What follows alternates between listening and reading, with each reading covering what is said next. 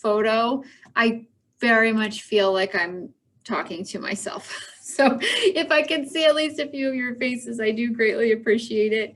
And I also know that I am guilty as the next person of not wanting to share my face when it's not me presenting. So I understand if you would rather be, stay behind your screen, that's okay too. Or if you're somewhere that doesn't have a camera, that's okay too. So I'm a huge fan of starting things on time. We're almost on time. My computer says 11:02, so we'll consider that mostly on time. And we will go ahead and get started. So my name, for those of you that I haven't met before, my name is Tabitha Gussler. I am the team leader at Keller Williams Excel Realty over in Westerville on Polaris Parkway. I have taught almost every session of Ignite over the years. I've previously taught our Career Development New Agent course and numerous other KW and non-KW courses. Have gotten, I think, pretty good with Zoom and with sharing screens and having things available for you. I do want to share a couple of things with you today. With your permission, rather than using the PowerPoint, I tend to like to use the actual guide that we have pulled up here, and that's the one that is available for you to download.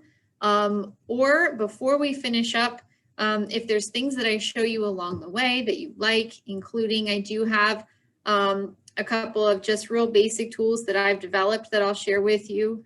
If you'd like to get those by email, then you can just drop me your email in the chat, or I will put my email up here in the chat box as well to everyone. And if you'd like to send me a, sort of a private email and request whichever pieces that you like, I'm happy to send them to you, right? So this session is, I believe, is it number 8? No, I should have hid my chat box. It's number 6 in the progression. And so by this point, we assume that you really already have the fundamentals of working with clients, presenting listing consultations, making a listing active, that you've already moved through sort of buyer consultation, that you've already, of course, shown homes, and now you're in a position to either make offers or receive offers. So the way that this morning is set up is, I'm guessing probably the first 45 minutes or so is really going to be looking at it from the buyer's agent perspective. So we're going to talk about preparing to write an offer, contacting the listing agent, getting information, consulting with your client, and then creating and presenting the offer. Then we will kind of reverse and go to the other side of the coin, and probably spend about 15 minutes or so talking about communication as a listing agent. How can you sort of prepare buyer's agents who are going to be sending you offers, and then also some strategies, both from a buyer's agent standpoint and a listing agent standpoint, for a low inventory market. Because I really want this to be helpful and timely. And as much as we can use some of the tools that are here, I think sometimes masterminding a little bit and sharing with you some sort of real world experiences that I and others have had with making and receiving offers in the current environment is even more helpful, or at least it has been to me in the past. I do not expect us to need a full 2 hours today. In fact, if we go all the way up until 12:30, it will be, probably just to share additional tools, answer questions, things like that. So with that said, I wanted to ask that if there's anything really specific around making and receiving offers that you would love to make sure that you get answered in this course, would you please put it in the chat box, and make sure that in the to area that you choose that it sends to everyone. I'd love for the questions to go to everybody, because a lot of times someone else might have the same question that you have, or they might, your question might kind of trigger something that they would also like to learn, and we can all just kind of learn from each other. The other thing is, I would love if everyone's not muted all the time. So if at any point you have a comment, we talk about a situation that you've been in before and you'd like to contribute how you handled it, I would love to hear from you. We've got quite a few folks on today, and I would really love for this to be a mastermind session, not a lecture, right? I'm not a good lecturer. I'm a good conversation leader. So hopefully we can make this a conversation. Does anyone have any questions, or is anyone having trouble seeing the screen, or any sort of tech things that we can tackle before we get started?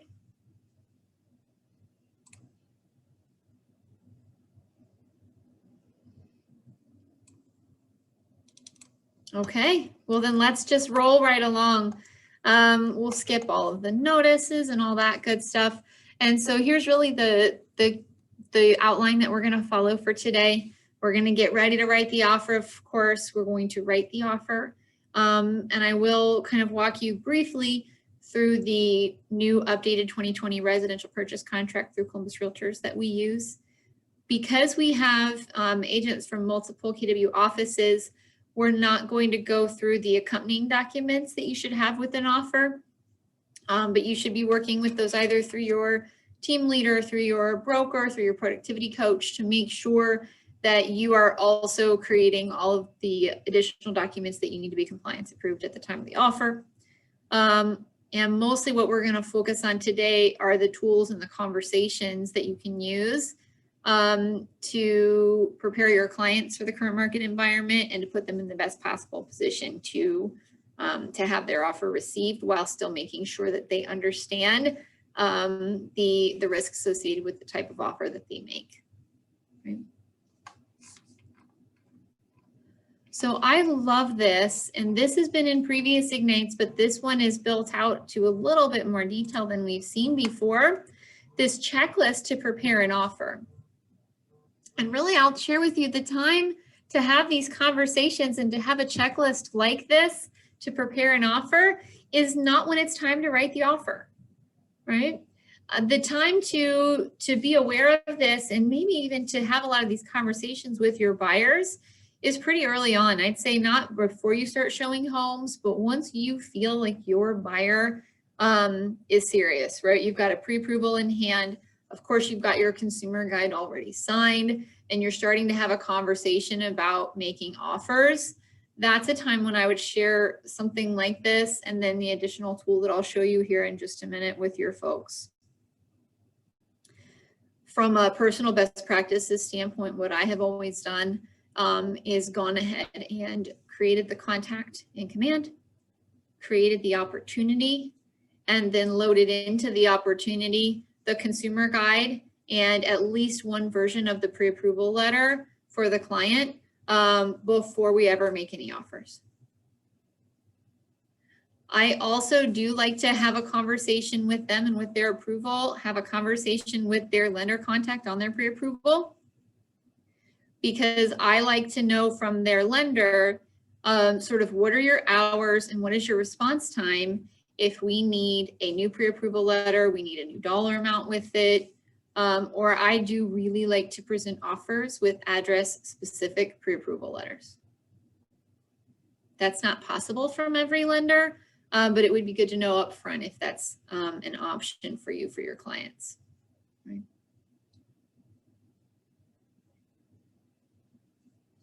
So this is also suggesting that you produce a CMA for the property that your client is going to be purchasing. This is extremely important, and it really does need to be as updated as possible. I think that if someone hasn't purchased a home in the last few years, and or if they're being advised by someone who hasn't purchased a home in the last few years, then they may assume that it still works the way that it did a long time ago, right? And anybody unmute and let me know what do you think I mean by that?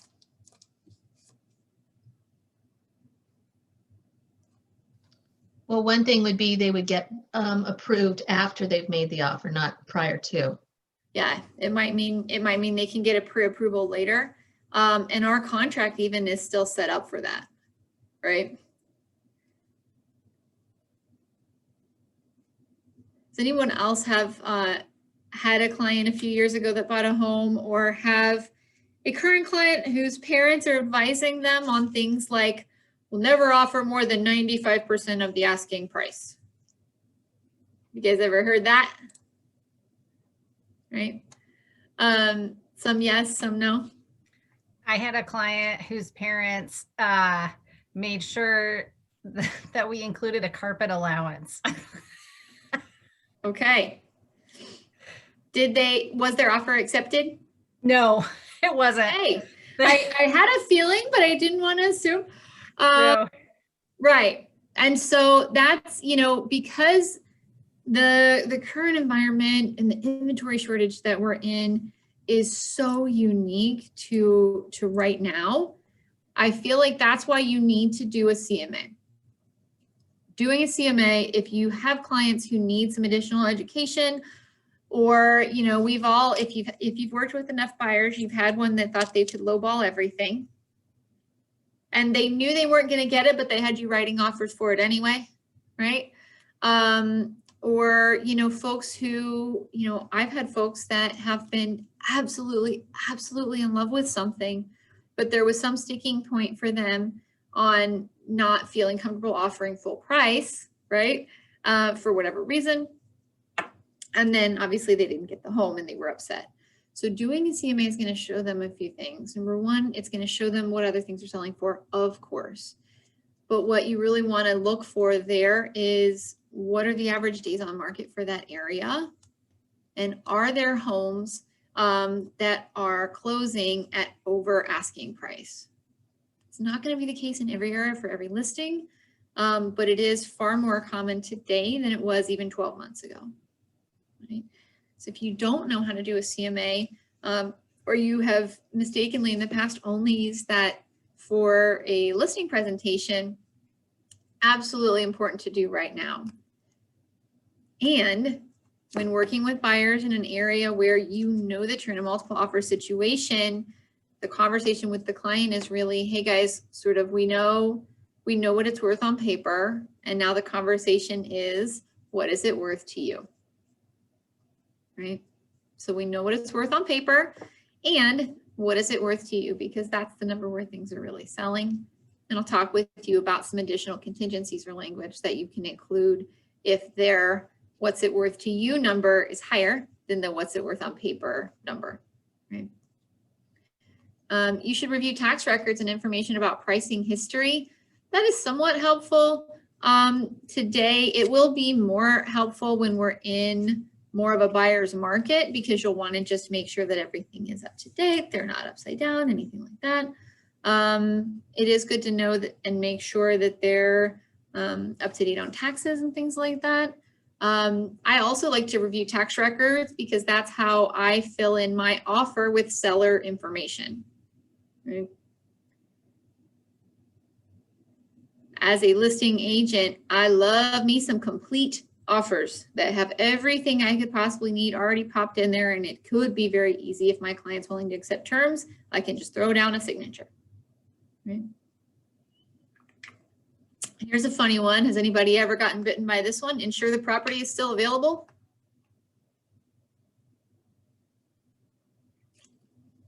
These days, what we're doing is we're calling before we schedule the showing and making sure it's still available, and finding out if there's any time frame in which we need to hurry up and move up our showing.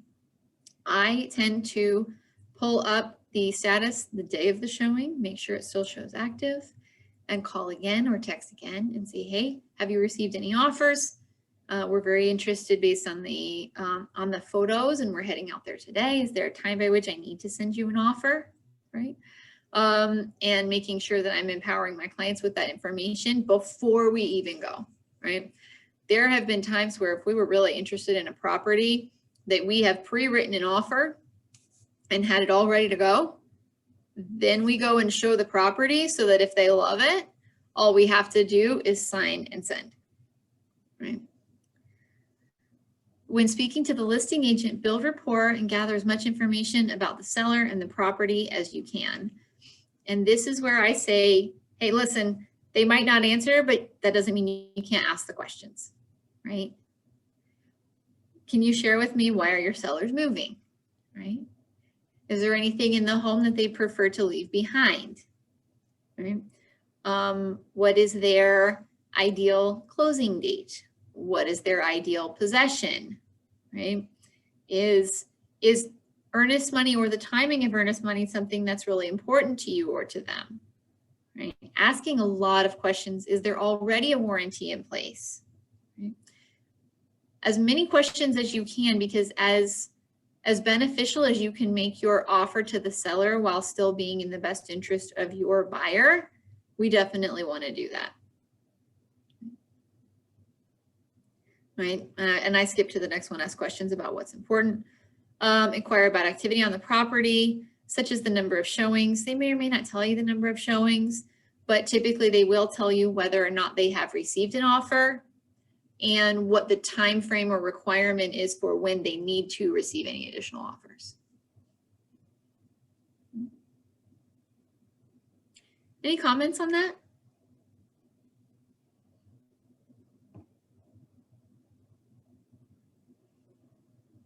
Okay. Oh, we have someone who would rather comment chat. Okay. So let's go and look at some things that are in the chat. Melody, I'm new to this market. It'd be great to have a checklist as to what to include in DocuSign offer, including attachments. Great, I can help with that.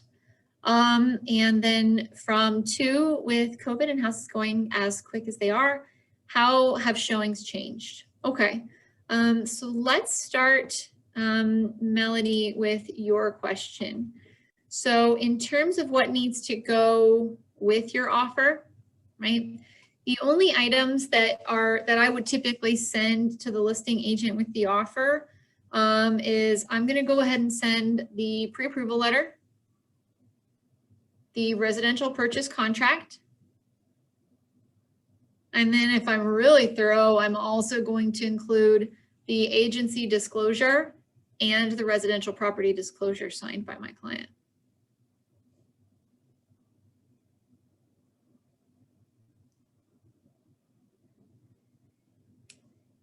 We're also going to talk about buyer letters. And I can, we all have our own opinion on buyer letters, but they are very prevalent in the market, and I can share that with you.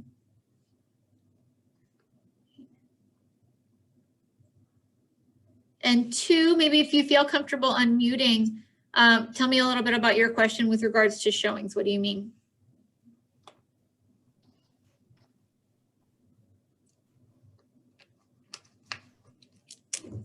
Sorry, couldn't find my mute button. So it seems that with COVID, there are limited times to see the home, right? With the distances and everything. So, and houses going as quick as they are, how do you fit all the time to, get everybody to see the house in order to find the right offer? Does that make sense? Sure. So do you mean getting your clients in at all, or do you mean your clients are also wanting to take other people in with them? Just getting in general. Okay. So I just had one experience, I think a few weeks ago, when, all the times were blocked off to see a house. I see. And it was really difficult for my buyer to go in and see it just because Okay. of, social distancing and whatnot. Yeah, now we're going to compound that even more by reducing the number of daylight hours in which we can go, right? Because it's dark by the time most people get off of work from a traditional schedule. So a couple of things that you're going to see with showings right now is, number 1, and the most common thing you're going to see is no overlapping showings, right? So we're not allowed in previous years, or even just pre-COVID this year, you might be in a home at the same time as another buyer's agent is also showing that home. And currently we're not really seeing that almost at all. So no overlapping showings. What we're also seeing is very short showing windows. So the most common amount of time that we used to have to go and view a home with a buyer was 1 hour. Currently I'm seeing showing windows as small as 15 minutes, right? And it can be very challenging for a buyer if they're not prepared to walk in and see enough of a home in 15 minutes and know if that's where they want to live for the next 10 years, right? It'd be hard for me. So, you know, those are things that are a very unique challenge to the combination of times that we're in between inventory, COVID, and loss of daylight savings time. What I will say is that homes in this time of year tend to have fewer showings. So if you have a serious buyer, you know, there are fewer listings, but the listings that are out there have fewer showings. And the people who are seeing homes right now are typically more serious, have a more immediate need, maybe, than buyers who might go out and look at homes on a nice Sunday in April, right?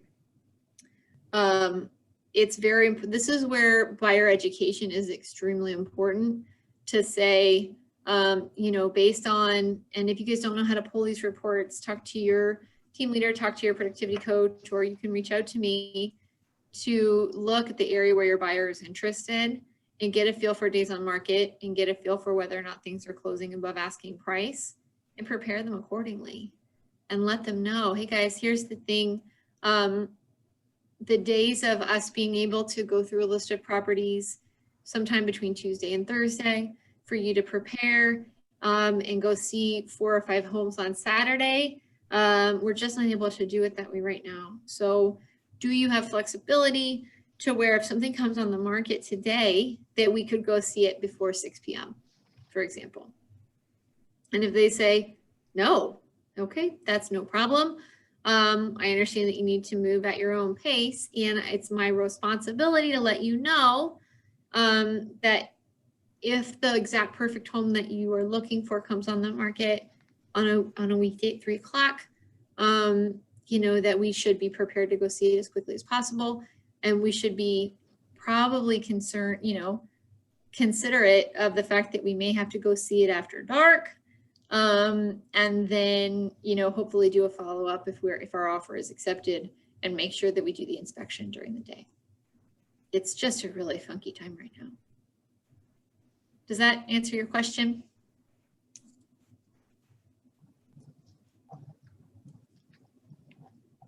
Yes, it does, Tabitha. Thank you. Thank you. Yeah, the unique fun of Zoom. I do always give everybody just a minute to get off of mute and talk when we can hear them talk and all that good stuff. So thanks for being patient with me too in our tech. Right. Let's see. So I wanted to show you, and I'll stop sharing, then I'll share something different. Just a quick document that I kind of developed for working with buyers. It's the most simple thing in the world, but guys, it has helped me so incredibly much. I give my buyers 2 or 3 copies of this paper at the buyer consultation, or if you don't do a formal buyer consultation, I give this to them along with a blank copy of the purchase contract as soon as I feel them starting to get serious, and always at least a few days before I anticipate them making their first offer. I want them to see that when they say make an offer, what they really mean is write a contract to purchase a home that may be accepted in its exact entirety, and now they are committed, right? And I put this right on top. So at the top, I just made a little disclosure, you know, making an offer on a home is an exciting process. Here are the items we'll want to include in our terms to make sure you ask for exactly what you want. We will discuss these items before making any offer on your behalf and include them in an official residential purchase contract document when you're ready to submit an offer to a seller. So all I did, guys, was just take every line item from the purchase contract and slap it on one piece of paper.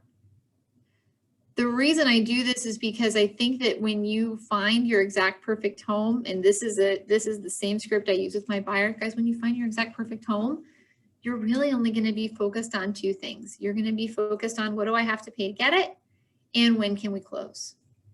And those things are extremely important. And there's a huge list in between of things that we're also going to have to consider. And we need to consider this at the time that we make the offer, right? At the time that we make the offer. Yes, I will send this out at the end of the course. I just have it as a Word document. We want to make sure that they understand the breadth of the decisions that they'll need to make before they make the offer. And a lot of times we're going to be especially in our inventory environment, it's going to be a really small window of time that they have to think about these things. So I share and I say, please, you know, I know this 13-page contract is just like the most exciting reading you're going to do this month, but please do read it. And then I say, and please consider all of these things, and we're going to talk about each one, right? So, you know, would you like to work with an attorney? Of course, I always remind you, it says right there at the top that you should. And if you'd like to do that, you're more than welcome. And if you need a recommendation, I can share one with you. And then they go, do people do that? And they say, not every client decides to also have an attorney, but I'm obligated to let you know that you can, right? I never, never, never say you don't need one, right? So make sure that's not in your vocabulary. Loan type, this is where you have a conversation with them about the fact that before they go see their perfect home, before they walk through the front door, they should have in hand a loan approval and or a proof of funds, right? Even for a cash offer, guys, you need to have that at the time that the offer is made. And it's probably going to happen on a weekend, so no, you can't wait till you find the house. Special inclusions or exclusions, right? So as we're going through the home, look at and consider if there's something that you're in love with. Ask me if it's attached or included automatically. And if I say no, we need to write that in right away. Seller paid closing costs, guys, that is still a thing, right? Not in every area and not on every house, but it is still prevalent in certain areas and in certain price points. So you need to be prepared for that ahead of time. How much time do they want to allow for the home inspection and the remedy? Do they want the seller to provide a home warranty, or will they be purchasing that themselves? And guys, notice I didn't say, do you want one? I said, do you want to ask the seller to provide one, or will you be purchasing that yourself? I strongly recommend warranties to every single client. And then if they decide not to, that's fine, but I'm always recommending. How much earnest money and what will be the timing of that? What would be your ideal closing date, your final walkthrough, possession and duration of offer? Right. What are you referencing in negotiate remedy? So let's look. I'm going to stop sharing and pick up a different document here. Do you see the residential purchase contract on your screens? Yes. Perfect. So on the purchase contract let's get down there.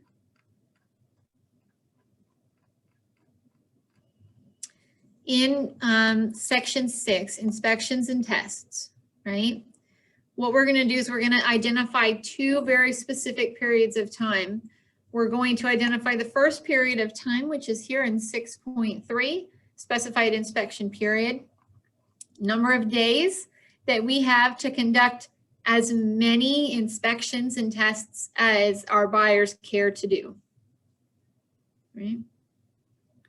That includes, but is not limited to, and I love that they added this section to the contract, A through I. If they would like to test the quality of the water, if they would like to test for radon, if they would like to put a scope through the sewer lines, if they would like to have a structural engineer look at the foundation, all of those things need to happen within that specified number of days, right? And that's that first period of time, that's inspection period. Okay, so that's all related to inspections then? That's all related to inspections, and that's the first period of time. What I like to do, so the most common number of days there is 10. In a competitive offer situation, I do see people shrink down that time to try to consolidate it. And what I typically will recommend for my folks is that, for example, if we have a 10-day total period of time, I try to get the home inspection, or what I call the sort of basic inspection, done in the first half of that period of time. So if we have 10 days, I'm going to try to get the home inspection done in day 1 through 5. The reason for that is because the standard home inspection is not always the last thing that needs to be done, right? Most common is a traditional home inspection and a radon inspection. The radon would need to be placed in that first 5 days during the home inspection, and it could take up to 2 additional days after that for them to take all the readings and then come pick it up and send you the report. But sometimes that first home inspection that I get back on day 5 or 6 will recommend additional secondary inspections, right? So for example, a lot of these other things that are listed here, so waste treatment, that refers to septic systems and aeration systems out in the country, mold testing, having a structural engineer come in and look at basement walls, or having a roofing company come and look at the roof. The traditional home inspector is not going to give really specific recommendations on those detailed items. Instead, what they're going to say is recommend evaluation by XYZ professional, right? And that's why I want to have the traditional home inspection done by day 5, so that if they have those additional things that they recommend, then I have another 5 days to get those extra things done, and I don't have to ask for an extension on my inspection period.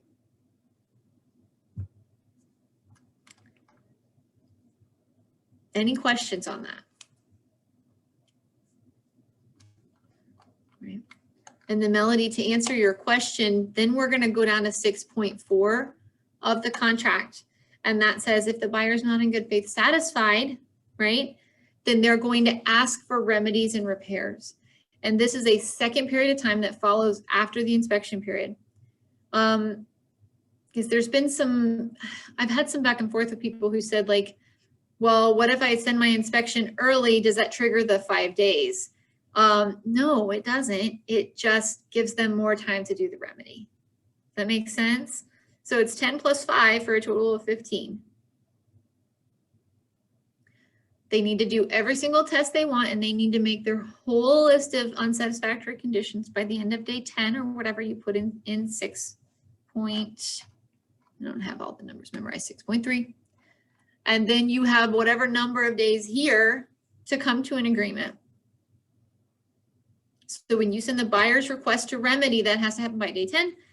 And the most common number we see here is 5. So then you guys have 5 days of back and forth to come to a full agreement, right? So a lot of times this is another period of negotiation where, you know, the buyers will ask for a list of 20 items, right? You would send that, the list along with a copy of the inspection or the specific inspection pages associated with the numbers that you sent, right? And then your seller and your listing agent have 5 days. Everybody has 5 days to figure out what they're going to agree to, right? Sometimes that's one response. Sometimes it goes back and forth multiple times. Sometimes sellers need to have their own inspections, which can happen. But that second number, that second line item, Melody, is for the remedy negotiation period. Right. And guys, when I talk about these line items and when I talk about this process, I'm referring to offers that are written on Columbus Realtors contracts. If you are doing something out of the area and you write a contract and they counteroffer with a different area's contract, especially the ones in the neighboring boards, they treat this process differently in different areas, all right? My strongest recommendation is, as a buyer's agent, that you use this contract every time. And then if they counteroffer with a different contract, that you immediately contact your broker so that you guys can go through that and understand how that differs, right? If you're doing business in or near Columbus and Central Ohio, that's, you know, they're going to use this contract or something very similar. If you're going up into like Mansfield area or out to Springfield area or down sort of south of Circleville, that's when you might start seeing different documents. Tabitha, Yes. have you ever said to the other agent that basically it's our broker's, I don't know how you want to say it, whatever rule or whatever, that all offers should be on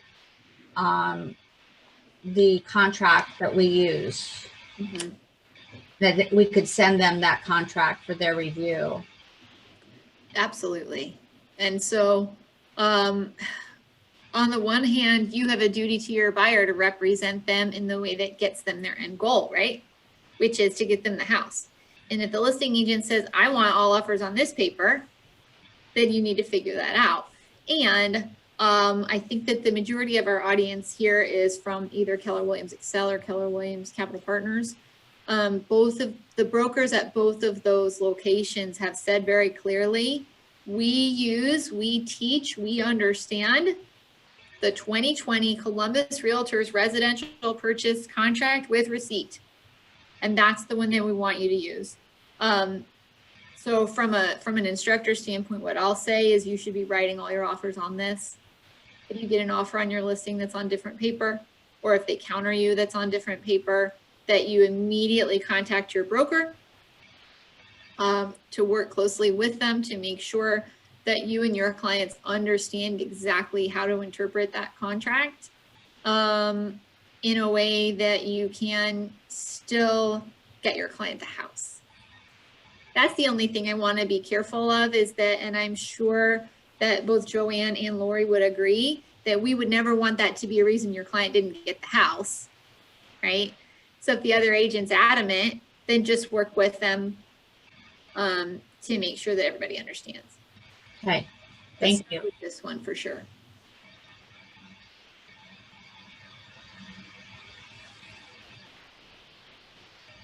So while we are in the contract, I wanted to talk with you about some common variations that are happening with buyer's offers right now that are sort of outside of traditional norm. One thing that's happening is that we are seeing a large number of contracts that have inspection but no remedy, right? So the intention of that is, and if I come back up here, the way that you would write that is that you would have an inspection number here. Then you would have either a 0 or an NA on this line item of 6.4. And my additional recommendation from a compliance standpoint and a protection standpoint for a buyer is that you add some additional basic language in the additional terms and conditions, right? And that you would say, this is an as-is contract. Buyers will perform all inspections in agreed upon period. Okay. Reserve all rights in 6.4B, but agree not to ask for any remedies or repairs. The reason, and if you wrote that down, that's great. If you're, check with your broker to see if they already have that language in writing for you to use. If not, if you're gonna ever add any language, just write it in plain English, right? We're not attorneys, write it in plain English and refer to the attorney language that's already there, right? Don't rewrite stuff that's already there, right? Reserve all rights in 6.4B. 6.4B is notice of termination, which means if there's a non-negotiable in the inspections, something that they just cannot live with, as the roof is going to need replaced tomorrow. The foundation needs $20,000 worth of work, right? That they can then terminate their contract, right? If there's a non-negotiable, there's mold in all the HVAC system, whatever it might be. But they're not going to send a list of remedies and repairs. And what that does for the seller is that means that after that first 7 or 10 days, they're good. They're not going to have to worry about that second round of negotiations, right? That's one. The other thing that we are seeing is we are seeing buyers offering to pay extra for a house. right? So they are going to pay extra in two ways. Way number one is that they can offer to pay extra through an escalation clause.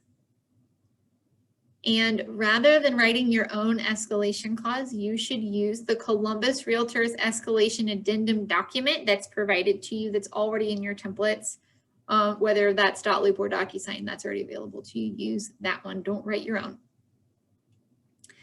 The other way that people are offering to pay extra is that they are doing something called an appraisal gap. Right? Have any of you ever written an offer that included any appraisal gap language? Barb, where did you get that language?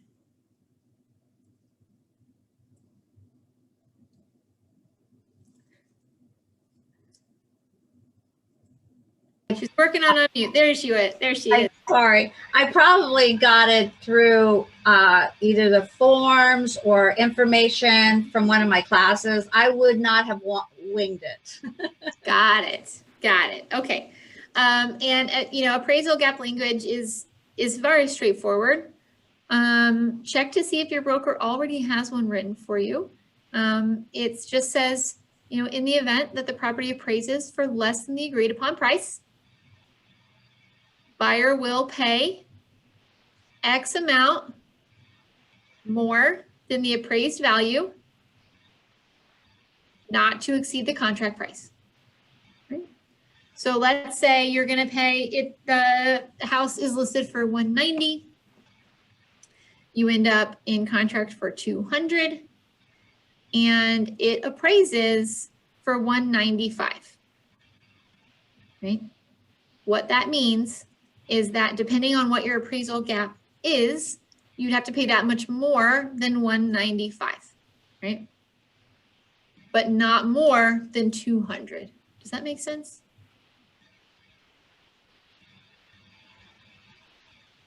In the event that you make this available to your clients, first of all, if you have home buyers and they are in a high demand area, you need to make them aware that this is happening.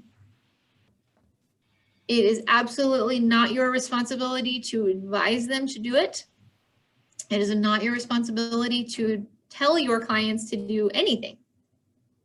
It is your responsibility to give them all the information, provide them with all the expected outcomes, and inform them so that they can make an educated decision on how they want to move forward, essentially based on how bad do they want it and how much money do they have.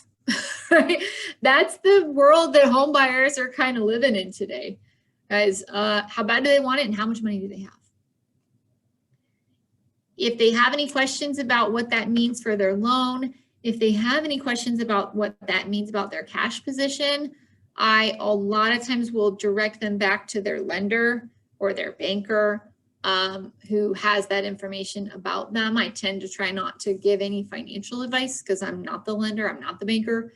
I'm just letting them know what's happening, right?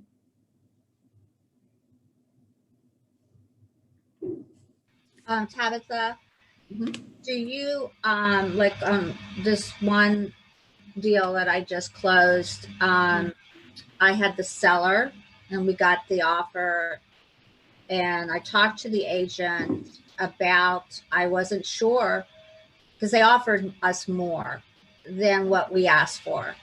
And I said, I am not sure it'll appraise at that figure, but I'm going to do my homework more and see how well I can get it to. But is it okay that I call their lender and see if in fact that if it all works out on both sides, that they can afford to do that appraisal gap? You know, Yeah. it was an FHA. And so she said, go ahead. She gave me permission to call the lender. Sure. And the lender said, yes, they can afford it. Absolutely. But I don't know if they will do it. Mm-hmm. And I said, well, that's fine. I just need to know if they are, you know, financially stable enough to do that. Yep. So anyway, it ended up appraising at the higher price that they offered, so we didn't have to worry about it. But you know, Sure. but You I know what's got- really funny is the ones I thought wouldn't appraise did, and the ones I thought for sure would definitely appraise didn't, and it's just like a weird time right now. So we do have to prepare them for a lot of different eventualities. So if I keep my buyer's agent hat on, right? What I'm gonna do, and I've seen a lot of buyer's agents do this lately, which is a great idea, is some of the really great local lenders that we have will make calls on behalf of our buyers to the listing agent. And they will say, I know that they're offering this. I just wanted to let you know that they are a strong buyer. We've collected all their documents. We have their tax returns already and they're good to go. Or, you know, I know that they offered an appraisal gap and I just wanted to assure you that they have plenty of money in the savings account to make that happen, right? And so, especially in multiple offers, right? Having that cover letter, which I'll show you in just a minute, and then also empowering the lender for your buyers to make that call can make a difference for them, right? Because, you know, Barb, you took a minute to reach out to them to check on that, but had you been in a multiple offer situation and you had two identical and one reached out to you and the other one you had to reach out to, that could have made the difference on whether or not those people got the house, right? exactly. Absolutely.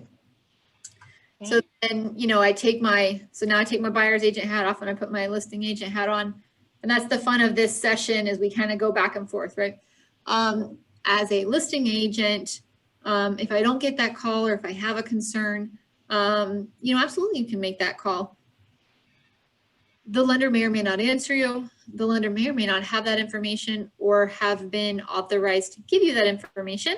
That doesn't mean you can't ask the question. Just do what they say, right? And these days, a lot of times they will answer you because they know it's in the best interest. And hopefully if that client has a great buyer's agent, they've prepared them for that call, right? Thank you. You're welcome.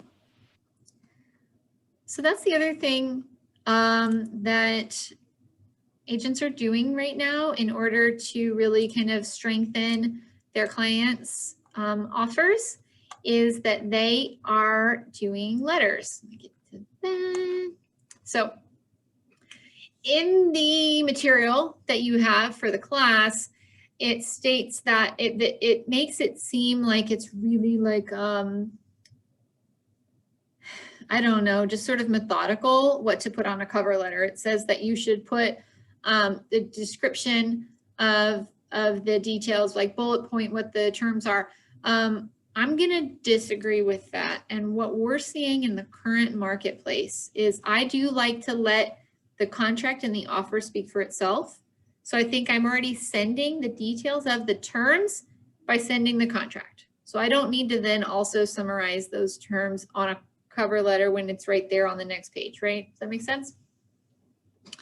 The letters that we're seeing and that people are using right now are playing the emotional card, we'll say. It's, you know, we're trying to get the listing agent, or more importantly, we're trying to get the seller to just fall in love with these buyers so that it helps to strengthen their offer, right? So we make the contract as strong as we can with terms. We make the letter as strong as we can by adding the emotional component. And sellers are people just like buyers are people. And they, you know, sometimes they do have an emotional attachment to their home and they do want to know that, you know, these people are going to love the roses as much as I loved the roses, or that their kids will play on the swing set like my kids played on the swing set, or that their dog will love the doghouse, whatever it is, right? Tabitha, Mm-hmm. I was just as a heads up at a recent contract class with Lori Malner. She is prohibiting us from having buyer letters just because of the fair housing risk that poses, like familial status and things like that. So I don't know. I'm just saying that Okay, Lori and- had just brought that up just in No, the good. last month. Thank you. I didn't know that. And so that is in terms of both representation of buyers and of sellers? That's my understanding. She just Got it. feels like it's sort of a big red flag because you don't know what they're going to say that could be violating fair housing. I see. And disclosing things about themselves, like we have kids and, you know, whatever. Yeah. Yeah. And so it's just too much of a risk right now, Okay. is her thoughts. Okay. And so, you know, if that is the case for everybody at Capital Partners, please don't use letters there, right? And it is the stance of NAR that letters do run the risk of creating potential fair housing violations, or the concern, like even if that's not the reason, it can create a possibility of someone thinking it's the reason, which could create risk for you and or your clients, which I'm sure is the reason for Lori's policy. We don't have that policy at Excel, but I completely can see why you would have that policy at Capital Partners. What I can tell you is, as a buyer's agent, if people want to write one, I will let them, right? But if your policy is that you don't allow that, then you need to share that with your client. As a listing agent, I have actively advised my clients that we put a policy in the A to A remarks that buyer letters will not be considered. And, you know, please don't send them. Good idea. Because the protection is really going to come into place, and the need for protection against fair housing, or the perception of fair housing violations, is really going to come into play for the sellers, right? Because they're the ones making the decision. And we would never want it to, first of all, we never want them to violate. And we would never want anyone to think that they violated because they chose an offer based on any protected class scenario. We want them to choose the best offer based on the combination of terms, right? Not based on any other factors.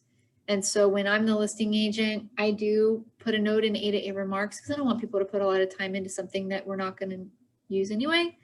And it says, sellers will not consider any buyer personal letters, right?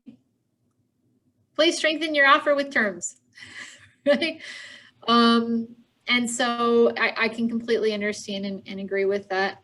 And I do explain that to the sellers of, hey guys, you know, there might be some that come with these. This is my recommendation to you. However, it's 100% your decision, but let me explain to you why we should exclude those. And they go, absolutely. Yes. Okay, good. Tabitha, let's just say you are the buyer's agent. Okay. And as a listing agent, you put in the verbiage, agent to agent, no buyer's letters. Thank you very much. Is it okay if your buyers tells you, could you please just tell them this? Mm-hmm. It's not in writing, it's verbiage. Sure. I mean, yeah, absolutely. But I think what they need to understand and what you need to share with them is, I don't have a direct line to the sellers, but if you'd like me to put a note in my email to the listing agent, Right. I'm happy to do that. Yet I can't guarantee that that makes its way from the listing agent to the sellers. But if you ask me to do something, as long as it's not a violation of any ethics and rules and blah, blah, blah, then sure, no problem. Right? And that might be something as simple as, you know, wow, we love the decorating. Sure, absolutely. You know, and a little compliment can go a long way. But we can't, you know, I don't recommend going against anything that's put in the A to A remarks. Yeah. And you could just put it on an email. So that's going to be the next thing that we talk about, is actually presenting the offer. And I'm going to kind of skip back up here to the checklist, right? All the clauses, contingencies, create an opportunity. We're not going to do that today. Offer rating guidelines, right? And here it talks about why you should use a letter. All the same reasons it recommends that buyers write a letter are the same reasons I recommend sellers not review them. So do with that what you will. That's within your company policies. talking about some objection handlers, right? And now let's talk about presenting the offer. What I've always done is, oh, that's for the seller. Oh, don't worry about that here. I don't want to make you dizzy while I scroll up and down. When I am ready to present an offer and I have it all written up, I have already talked to the listing agent once and said, and I choose my words carefully, my buyers are considering making an offer. Can you share with me what your ideal terms are for the seller? That's when I'm asking those questions that are specifically related to the property. What is their ideal closing date? Do they need extra possession? Is that something that they would feel comfortable doing an appropriate rent back for, right? Is there anything they would prefer to leave behind? Is there anything that they have designated that they definitely want to take? All of those things. I've already had that conversation. Then I wrote the offer with my clients. Now I've got it all packaged up and it's ready to go. And then I'm going to call the listing agent again and I'm going to say, great news. I'm going to be sending you an offer. I've gone ahead and included everything I can possibly think of to make it very easy for your clients. We really put our best foot forward. How would you like me to send it? So we have a habit of happy sharing in dotloop sometimes for those of us that use dotloop. And not everyone appreciates that. And as a listing agent who's received multiple offers, I don't appreciate having 17 loops with the same name. So I always make that call and ask them how would they like it to be packaged? How would they like to receive it? And then I package it up exactly how they ask for it and send it that way. And I do always ask for them to confirm receipt, right? If possible, they will confirm receipt by having their clients sign the actual receipt of offer at the bottom of page 13. I'll show you that. All right, close your eyes and we'll scroll fast. This always drives me crazy when people do this. Here we go, receipt of offer. Ideally, you would receive that back as evidence of your offer having been presented. However, I will prepare you that not all listing agents do that, even the great ones, and not all buyer's agents are using this version of the most up-to-date contract. Of course we do, right? But not everyone does, so that's there. I just basically am asking them to say, yes, I got your offer, thank you. And I'm asking them, when should we expect to hear back, right?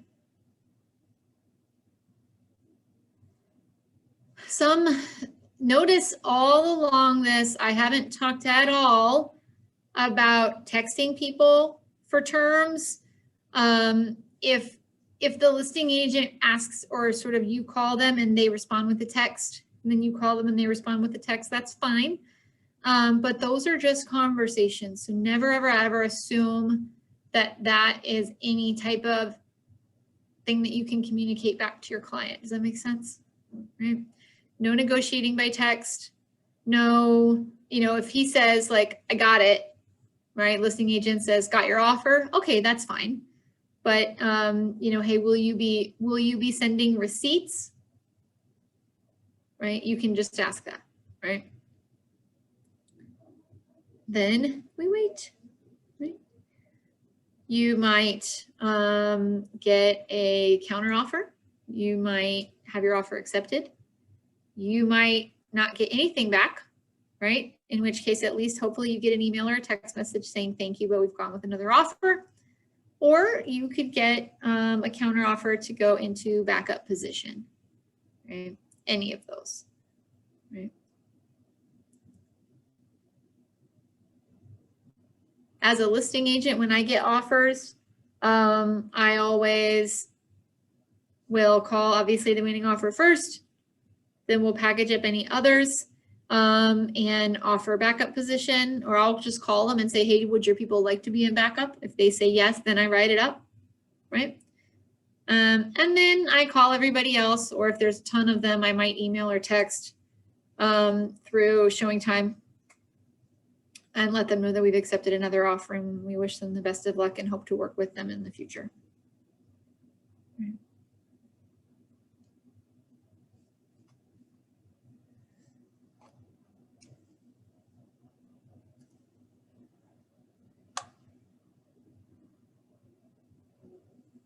So contract to close is a different session, but before we put our listing hat on as it relates to offers, do you guys have any questions that are related to making offers on behalf of buyers?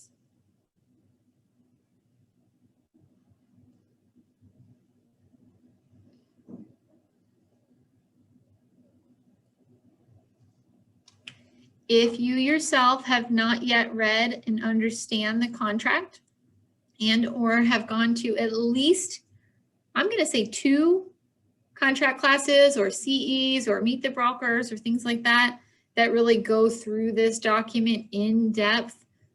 We don't have time to do that today. That's, contracts is really kind of its own class. But I highly, highly recommend it. There are some things in here that you're going to want to talk with your folks about that don't have anything to do with the line items on the checklist, but that are still very important, and that you want to have full and complete understanding of.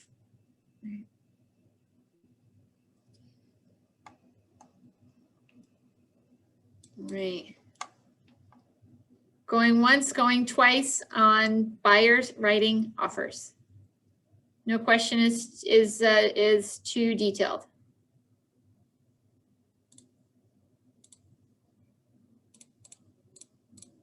All right. So then if we then put our seller hat on, right, then we are going to present offers that we receive on the part of our seller, right? So if we think back to what we had planned for as buyer's agents, we want to really consider how much information and talk with our seller so that when we get those calls from buyer's agents and they say, what are your ideal terms? When do they want to close by? What about this? What about that? We've already had all those conversations with our sellers, and they have advised us on how much and what to share with those buyer's agents. And you really want to make sure that you're sharing the same level of information and the same detailed information with anybody that asks. Depending on how in demand the listing is that you have, you may even choose to prepare something and just send it to everybody who shows the house. As if you have a listing that you're going to get, 50 showings and 12 offers, it can get a little cumbersome to answer each one of those phone calls, have those conversations, listen to why they think their person is the best person, etc. So you can even go ahead, and I have even put that in the agent to agent remarks, right? Showings to occur from, so what something like that might say is showing scheduled through CSS from Saturday at 9 a.m., Saturday and Sunday between 9 and 6, right? Offers must be received by Sunday at 7. Seller to respond by Monday at 5. Right? And then once you enter into that period and you already have your showings, you can then change the 8A remarks. And it would say, and now of course, all of this is with your seller's permission. It could say, offer, any offer ideal terms will include close date of, possession date of, right? And you can get that detailed in those messages, or you can use showing time to send broadcast messages that have that information. And that's a great way to make sure everybody gets the same info at the same time and has the same opportunities.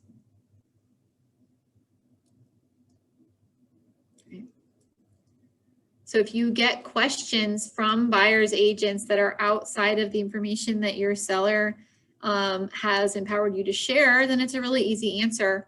You know what, that's not something that they've empowered me to share ahead of time, but if it's important to you, you can write it up and I'll present it, right? Tabitha, Mm-hmm. I just had a quick question. I missed it. When you were talking about sharing some of the things the seller would like to see in the contract, did you say that that would go into the agent to agent remarks? Once you are actively in showings, then that's something you could do in the agent to agent remarks. Okay. Certainly I have seen where once a deadline for an offer has been set, I will see that added to agent remarks.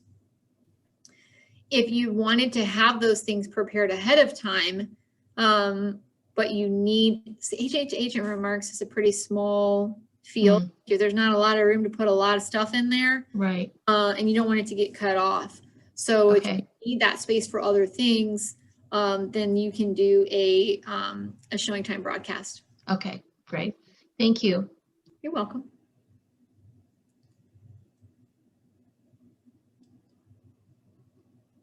All right. And that is the last comment I made, which is write it up and I'll present it, is kind of my favorite response as a listing agent for just about anything a buyer's agent wants to know that's outside of the set perimeters that the sellers asked me to share, right? Would they consider blah, blah, blah? You know what? That's not something that they've empowered me to talk about yet. Write it up and I'll present it, right? Well, I know you said that you're, not taking offers till Sunday, but if we had this and we had that, you know what? I'm duty bound to my sellers to present all offers, write it up and I'll present it, right? Because it's not my decision. And if you're dealing with a listing agent and they say, well, I'm doing this, I'm doing that, a little bit of a red flag for me from a compliance standpoint, because you don't decide, they decide, right? Your buyers decide, your seller decides everything. They decide how much info you should share and when, and they decide what offers to consider and when, right? It's your job to present everything that you get.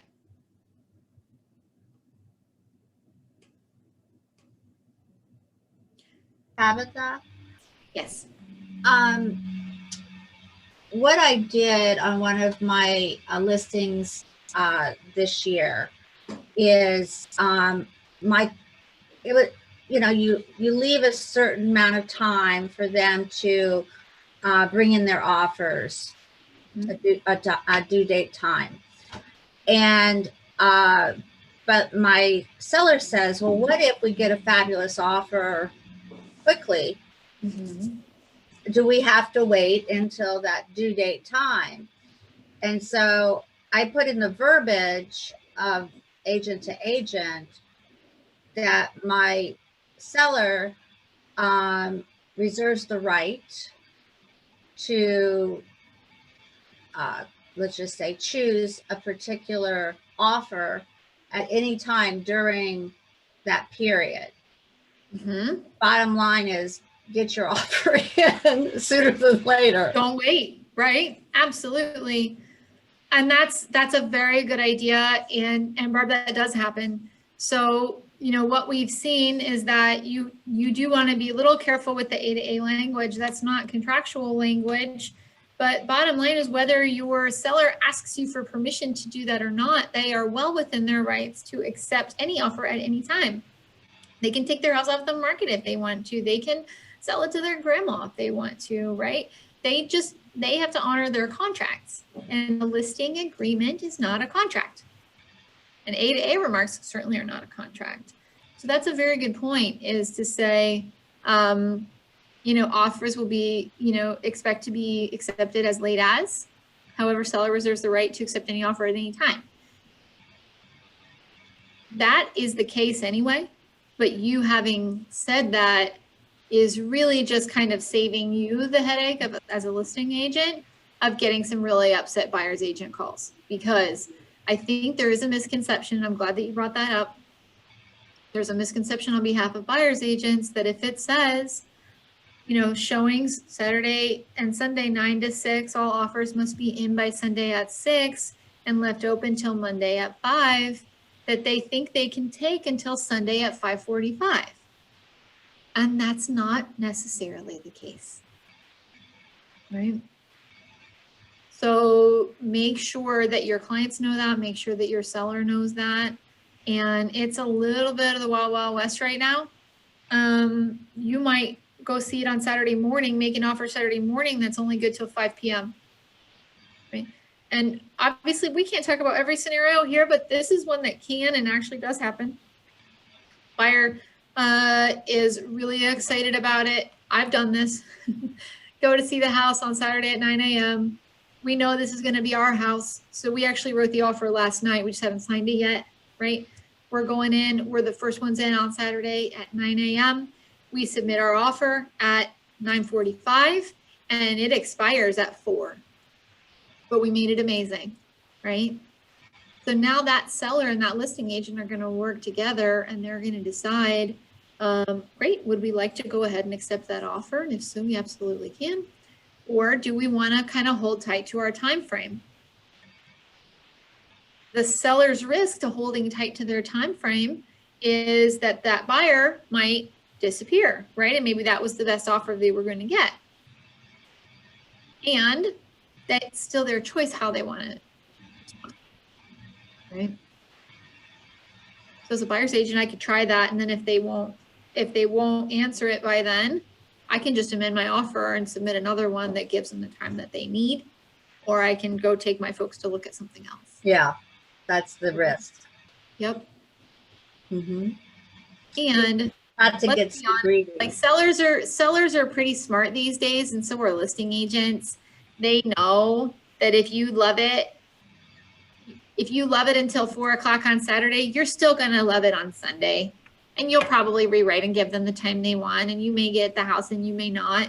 It's just kind of the nature of how things are working right now. It's very, very competitive. But it's worth a shot, right? And they are within their rights to accept that. And you're very smart to answer them in that way, to say, guys, you can accept any offer at any time. It just has to be in writing, right? Right.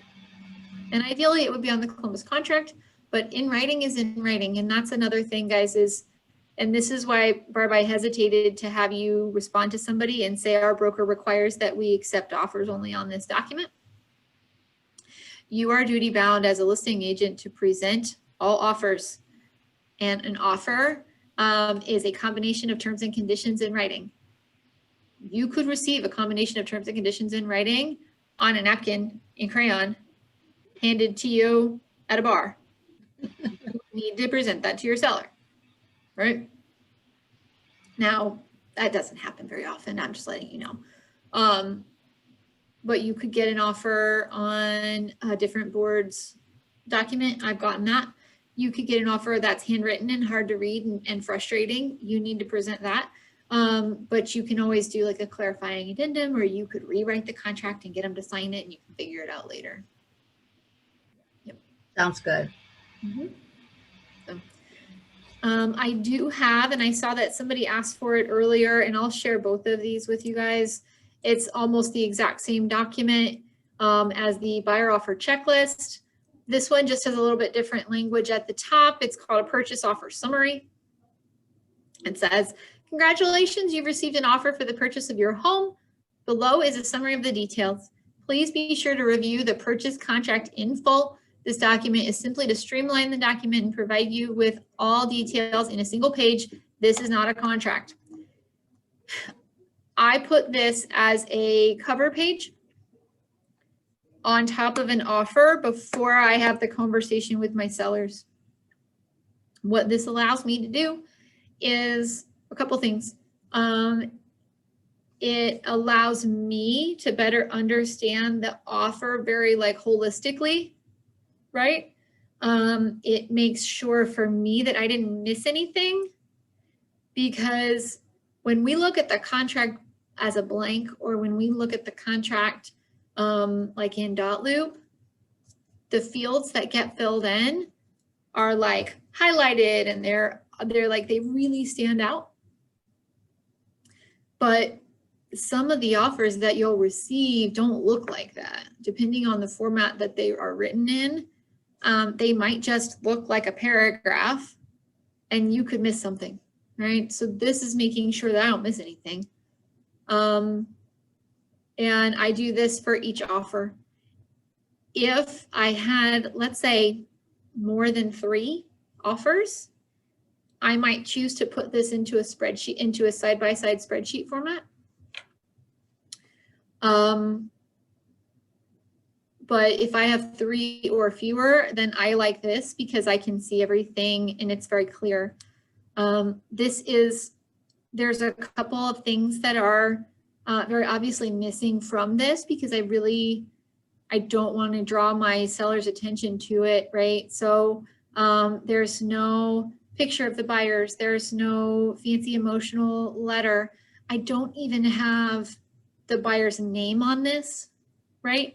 So what I've done a lot of times is I'll put a note up at the top and it'll say like offer received at blank day, blank time, right? Or I'll give them numbers like this is offer number 1, offer number 2, offer number 3 in order as they come in so I can organize it. But I don't want them to have any consideration other than terms and conditions. And that's again, like protecting them from any kind of perception of discrimination, right?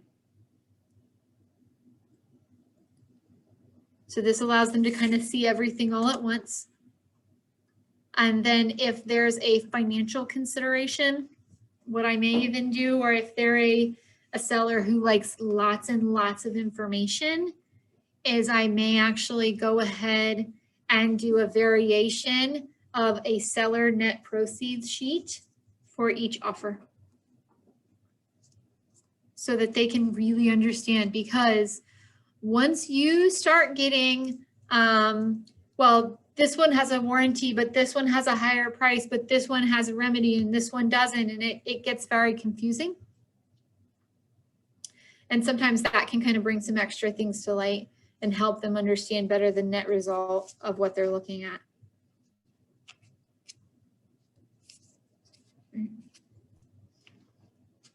And then they decide, do we want to accept any one of these in its entirety? Is there anything that we need to do to counteroffer? Or do we need to go back to the drawing board and do what we call highest and best? We are seeing less and less highest and best. The reason for that is because I think people are really putting their best foot forward from the beginning, right? Even in a multiple offer situation, there's usually one that's great. And I'm not a fan of kind of eking out the last 25 cents out of a deal. I'm a really big fan of the really excited person who really put their best foot forward and letting them stay excited, not trying to get an extra $1,000 out of them. Does that make sense? That has served, allowing the most excited person who puts their best foot forward and accepting their offer as it stands, has served us very well as far as like my seller clients. Because a lot of times the first person who comes in, who loves it the most, who offers first and puts their best foot forward, is more motivated to continue through the process, through inspections and negotiations and lender costs and appraisals, than the person who kind of came in last and offered, you know, $500 more on the escalation clause, but then feels like they're overpaying for the house. Does that make sense? So make sure that you present everything. And that's why I added the section at the bottom. This is other important details or contingencies. So I might make a note and I might say, you know, the representative for this buyer called me when it first came on the market and they wanted to be first in the house. And they complimented this or that, you know, of your decorating, anything that's not related to, again, any protected class, so that we can consider all terms, right? I have in the past had sellers take a slightly lower offer price-wise because it was a better combination of terms and conditions, right?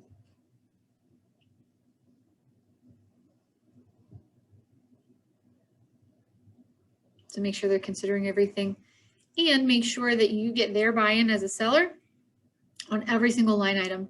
Okay, so if it's a great price and it's great everything else, but they were hoping for 7 days possession and this only gives them 2, they can still choose to accept it, or you can counter on just the possession, right?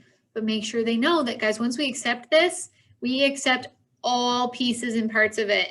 And we can't guarantee that they'll agree to any changes after the fact. So we need to do all of those now.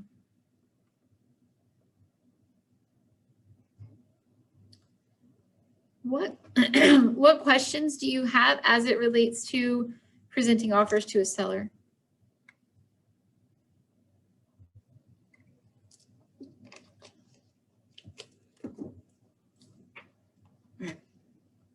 Oh, my, Tabitha, oh, I'm sorry. go ahead. I just want to say this was a ton of great information, really, really helpful. Probably one of the best Ignite classes I've been to so far. Thank you. Great, thank you. Thank you.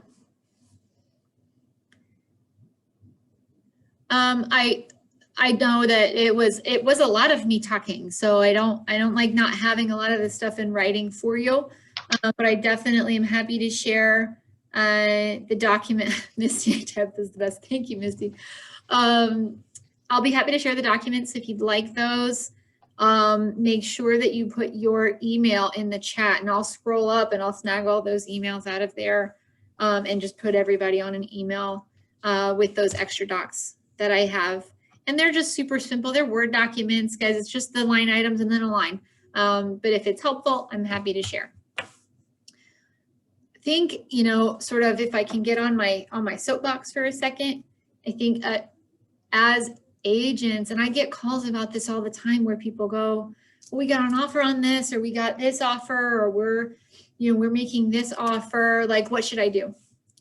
And I start to get the impression sometimes that realtors think that it's our job to tell our clients what to do, or to advise. If we're being careful, we say, I should advise them, I'm their advisor. And I go, but you're not. Does that make sense?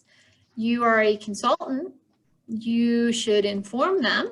You should provide them with every piece of information that they need to make an amazing decision on their own behalf, but you should not be any part of that decision.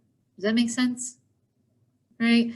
And that goes for the buyer, that goes for the seller, that goes for pricing the listing, that goes for what do you want to offer, all of those things. So the times that I have known of people to have complaints brought against them, or even if it didn't quite get to an official complaint, but they just had a client that was unhappy. A lot of times if we backtrack it, where it comes to is that the client felt like they were told or guided to do something that they now see or now believe was not the right thing, or that they think that their client is telling them something that doesn't benefit them, but instead benefits the other party. Does that make sense? So if you stay in a place and in a mindset of, I'm, a consultant, I'm an educator, and I say, like, ad nauseum, I say it's my job as your agent. I see my job as to give you every single piece of information, to know everything about what's going on in the current market and in this neighborhood. And I'm going to do that by doing extensive research, by talking to other realtors and understanding what the other offers may look like. I can't guarantee they'll answer me, but I guarantee I'm going to ask the questions. I'll bring you all that information so that you can put together the best possible offer for you that's as strong as it can be while still having the protections in it that you feel like you want and need, right? And it's their offer, right? And if my seller accepts an offer, they've accepted the offer. And we do have, if we're really good at our job and we have a great relationship with our clients, they try to get us to make it ours. They go, well, what would you do? What should I do? Just tell me what to do. And I go, gosh, I'll tell you what, as soon as I'm selling my house, I'll tell you what I do. And right now, let me get you all, should we go back over your options again? Okay. Option number one, you can do this, and the likely outcome will be X. Option number two, you could do this, and the likely outcome will be Y. Option number three is also this. Which one of those do you like? Or do you dislike the least? Okay, it sounds like you've made your decision, right? And now it's my job to write it up and try to go get that for you. Right? And now they feel really, really great about it. Or if it ends up not kind of working out, they go, oh, you said this would happen and it did. And I go, I know, it's almost like I've done this before. It's crazy. Tabitha, have you ever Own it, lost right? have you ever lost a client? Have I ever lost a client? Oh, sure. Sure. I don't understand why anybody would want to leave you. Oh, I'll tell you, I'm not a good buyer representative or listing representative for somebody who is a like super negotiator, and they're like, I don't know, I think we can get another $500 out of them.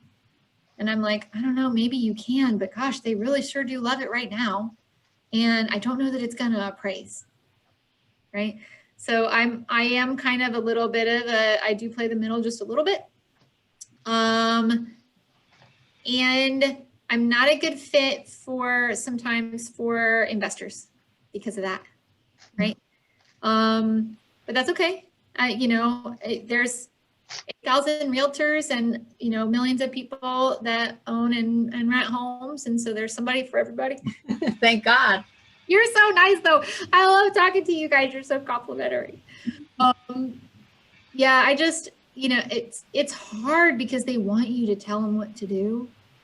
And I dealt with that too. I used to work in financial advisory stuff, and then it was even harder, to explain to somebody a portfolio of mutual funds and then make them make their own decision. And they go, I don't know, just put my money somewhere good.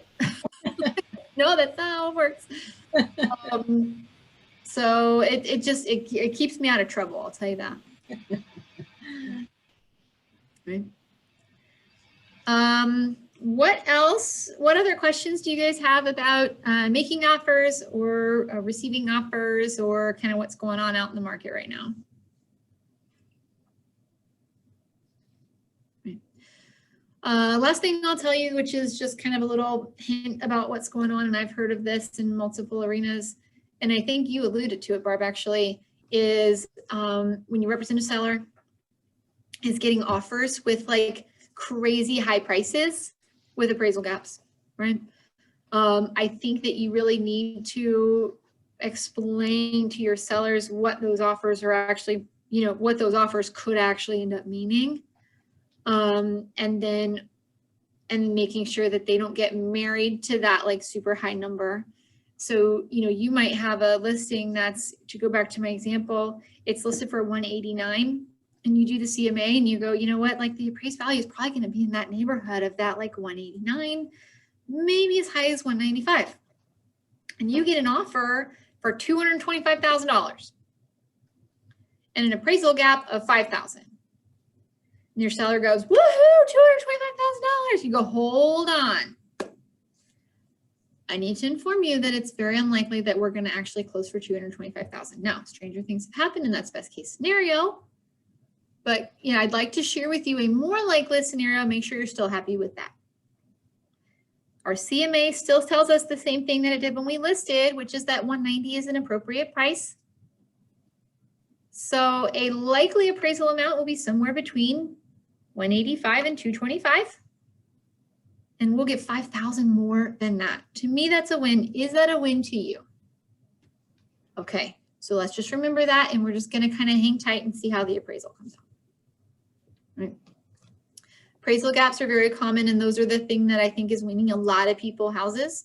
But make sure if you're going to write that your client very thoroughly understands what that means and what they're committing to, and make sure that they know that if there's more of a gap than what they're covering, that the seller does not automatically have to take that number, right?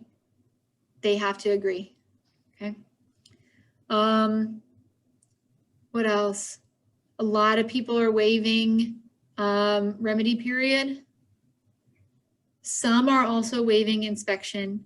Guys, I cannot in good conscience, I have never in good conscience suggested to a buyer to waive inspection, even if they are themselves a home inspector and they went through the house with a fine-tooth comb, or they know what they're looking at, or they're a contractor, because there's just so many things that we don't get to do in a showing that are conducted at an inspection. So you don't get to turn the water on and see how hot it gets. You don't get to see if the tub's drain. You don't get to see if all the toilets flush without flooding the bathroom. You don't get in the attic. You don't get on the roof. Things that a home inspection is meant to do, right? If you have buyers that are adamant that they want to waive the home inspection, then again, according to agency, you have to go get them what they want. And I think that you should have a hold harmless document signed by them saying, I understand that it's my rights as a buyer and according to the contract that I've been advised to get a home inspection. And I understand that I'm waiving that and choosing to move forward without one, right? What else? Lots of people are doing post-close possession. I've seen anywhere from, and successfully negotiated anywhere from 7 days for free to I've negotiated 59 days post-close possession. And everybody agreed, it worked out great. Just make sure that you have a great understanding and your clients understand it and that you have the right documents to go along with that. Tabitha, Mhm. one thing, I'm married to an insurance man, Got it. and my father was an insurance man. Our whole family is insurance. Okay. Bottom line is, he said, always ask if they're going to stay in the house after closing, Mhm. that the other side tells their insurance agent to extend the time frame as Mhm. far as them being insured if there was something that happened. And it's just another layer of protection. The seller has insurance, you know. Mhm. I mean, the buyer has the insurance as far as home insurance, but still, Yeah. the seller needs to extend their insurance. The seller needs to extend, and in fact, they actually need to purchase different insurance, which I know you would probably go into detail if we have time, but yeah, Right. the amount of time the seller is still in the home is covered, but none of the seller's stuff is at all. Oh, right. So make sure that everybody understands that and that that Like renter's insurance. professionals to tell them exactly what that needs to look like. Yep. And there's a great new post-close possession agreement that explains who's responsible for what that you should use if you're going to go more than a couple days. Where is that? Where do you get that? It's in Columbus Realtors templates. It's called, I don't know. Let me go look for it. Who else has questions?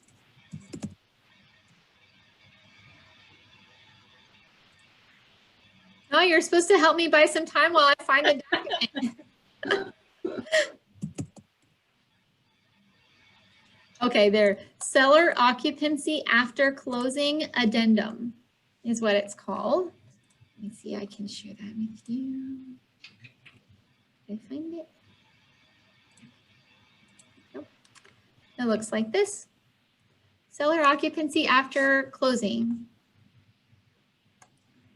So typically what I would do is I would write up the contract, and then if we got into contract, then I would follow up with this afterwards. This does not need to go with the offer. Okay. But this says who has what type of insurance. See, say where it says seller shall obtain and pay for a renter's policy. And that kind of is where I got that information. But it also has the details of if they're paying and how much. Great.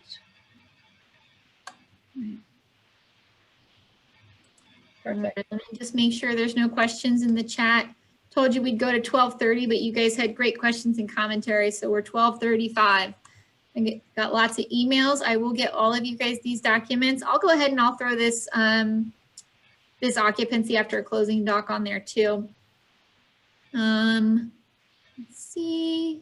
I don't see any new questions except the one that says, can you email these to us?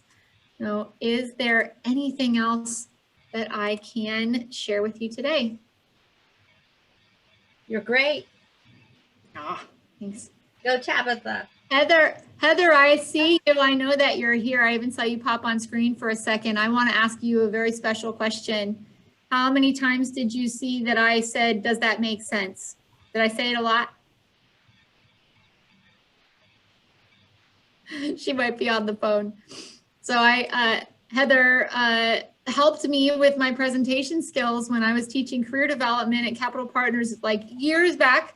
And she shared with me that I used to say that all the time. So guys, if you didn't have to hear me ask you if that made sense like 150 times in the last hour and a half, you can thank Heather. All right. Thank you guys so much. I'm going to leave the Zoom open for a couple minutes while I get all your emails pulled out of the chat. And I hope that you will keep going to Ignite. And I hope that you will come to any classes that we offer in the future. Thank you very much. Thanks for being here and thanks for participating, guys. I appreciate you. Thank you, Tabitha. Thank Bye, you. guys. Bye. Bye-bye. Hey, Elise, if you're still on here, leave this open so I can get all the emails out for everybody.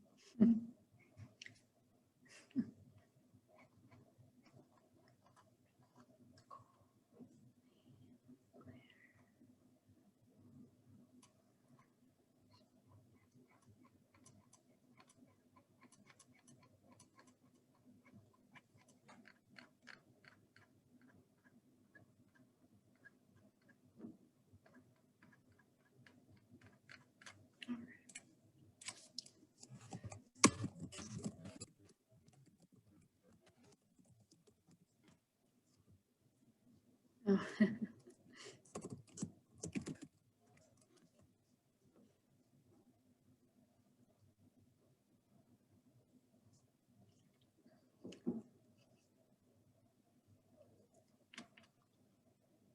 All right. Hey, all right. I have everybody's emails that asked for them. I think that we are good. I'm gonna hop off and get going and I appreciate you. Have a great day. Happy Friday. Bye, guys.